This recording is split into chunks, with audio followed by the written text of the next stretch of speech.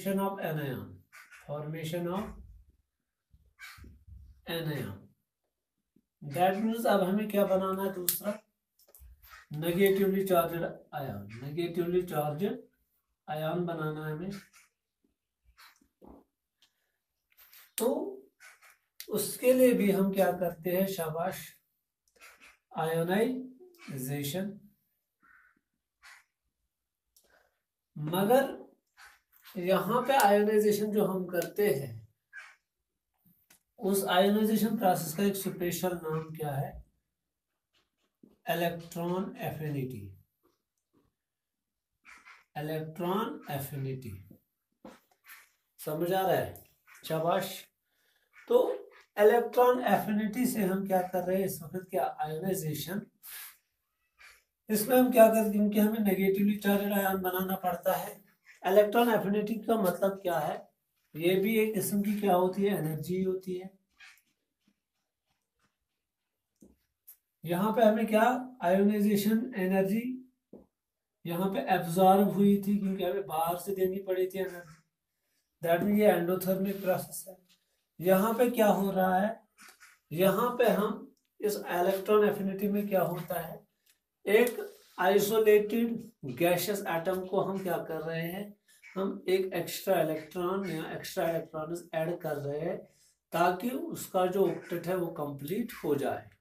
तो उस इलेक्ट्रॉन को ऐड करने के वक्त क्या हो जाता है, शाबाश, वहां से एनर्जी बाहर निकलती है, उसको हम क्या बोलते हैं, शाबाश, इलेक्ट्रॉन एफिनिटी। सपोज यहाँ पे Cl क्लोरीन गैसियस एटम है, इसकी इलेक्ट्रॉनिक कॉन्फ़िगरेशन है 287। अब मैंने क्या किया, मैंने इलेक्ट्रॉन इसको ऐड किया।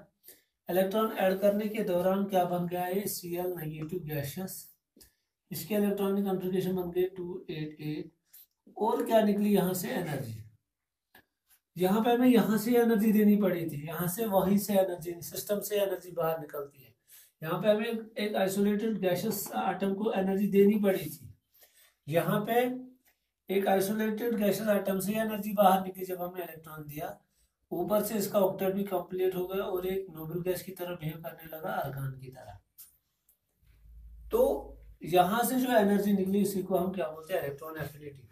तो इलेक्ट्रॉन एफिनिटी अब क्या होती है, शाबाश, it is defined as the energy released when an electron is added to an isolated gaseous atom so as to complete its octet, ताकि उसका क्या ऑक्टेट कंप्लीट हो जाएगा, उसके आउटर मोस्ट शेल का ऑक्टेट कंप्लीट हो जाएगा, उसी को हम क्या बोलते हैं, शाबाश, इलेक्ट्रॉन एफिनिटी। क्योंकि आयोनाइजेशन हो गई, आयन बन गया, नेगेटिवली चार्जड आयन बन गया, Cl नेगेटिव आयन गैस बन गया गैसियस स्टेट में। तो इसलिए मैंने बताया ये आयोनाइजेशन ही होती है। मगर यहाँ पे हम क्या, शाबाश, और एक प्रोसेस करते हैं आयोनाइजेशन, और जो एनर्जी चेंजेस इसमें जो एनर्जी इन्वॉल्व होती है, एनर्जी चेंज जो इन्वॉल्व, उसको हम क्या बोलते हैं, इलेक्ट्रॉन एफिनिटी। और यहाँ से इलेक्ट्रॉन वही से सिस्टम से बाहर निकलती है, तो ये एक एक्सोथर्मिक होती है, वो एंडोथर्मिक होती है। तो एनायन बनाने के लिए हमें क्या करना पड़ता है, हमें इलेक्ट्रॉन एफिनिटी प्रोसेस इन्वॉल्व करनी पड़ती है, उससे एनायन बनता है। तो तीसरा जो स्टेप है इसमें वो क्या है, शाबाश, हमें क्या बनाना पड़ता है, हमें क्रिस्टल लैटिस बनाना पड़ता है। हमें क्या करना पड़ता है, तीसरा स्टेप, इलेक्ट्रॉन एफिनिटी का कंसेप्ट भी आपको समझ आया। अब तीसरा है यहाँ पे, वो क्या है, शाबाश, हमें क्या करना पड़ता है, formation of crystal lattice.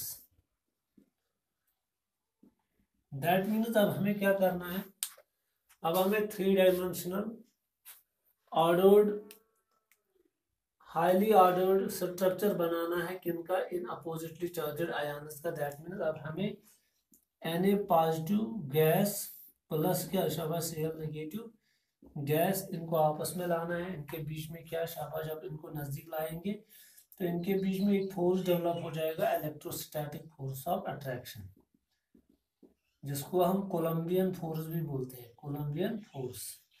Electrostatic का मतलब हो गया, इलेक्ट्रो मतलब हो गया चार्जेस, स्टैटिक मतलब हो गया दोनों रेस्ट में है, इनके बीच में क्या डेवलप हो जाएगा, फोर्स ऑफ अट्रैक्शन।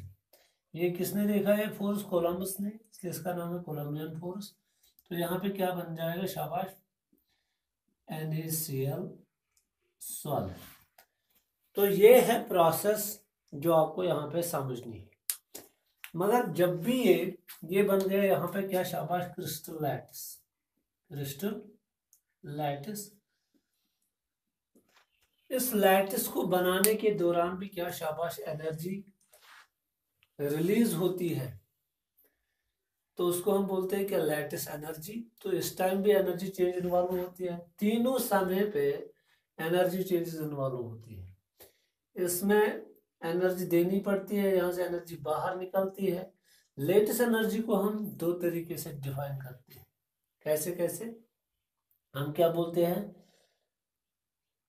एक मोल क्रिस्टलाइन लैटिस सब्सटेंस को बनाने के लिए जितनी एनर्जी बाहर निकलेगी वो क्या कहलाती है? शाबाश, लेटेस्ट एनर्जी। तो इसको हम लेटेस्ट एंथैल्पी भी बोलते हैं। हम ये भी बोलते हैं कि एक मोल क्रिस्टल लैटिस को, सॉलिड क्रिस्टल लैटिस को ब्रेक करने के लिए इनटू इट्स कांस्टेंट आयन्स, अगर हम NaCl को ब्रेक करेंगे इनटू इट्स कांस्टेंट आयन्स, जहां से ये बन गया उन्हीं आयन्स में तब्दील करेंगे फिर से, तो जितनी हमें एनर्जी यहाँ से लगेगी उसको भी हम क्या बोलते हैं? शाबाश, लेटेस्ट एनर्जी। तो when one mole of ionic compound, या हम ये बोलते हैं when one mole of ionic crystal lattice is formed from isolated gaseous ions, at that time the energy released is called क्या? शाबाश, crystal lattice energy। तो हम यहाँ पे लिखेंगे दो तरीके से आप लिखेंगे। तो ये इसके दौरान भी क्या निकलती है बाहर?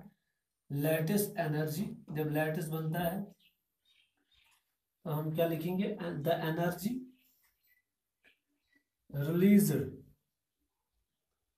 व्हेन वन मोल ऑफ, हम एक मोल के लिए इसको डिफाइन करते हैं, व्हेन वन मोल ऑफ, शाबाश, ionic crystal lattice is formed from isolated gaseous oppositely charged ions, oppositely charged ions is known as Lattice energy। और आप ये भी लिख सकते हो the energy absorbed when one mole of ionic crystal lattice is broken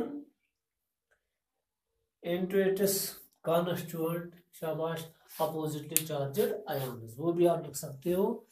अगर आपको एक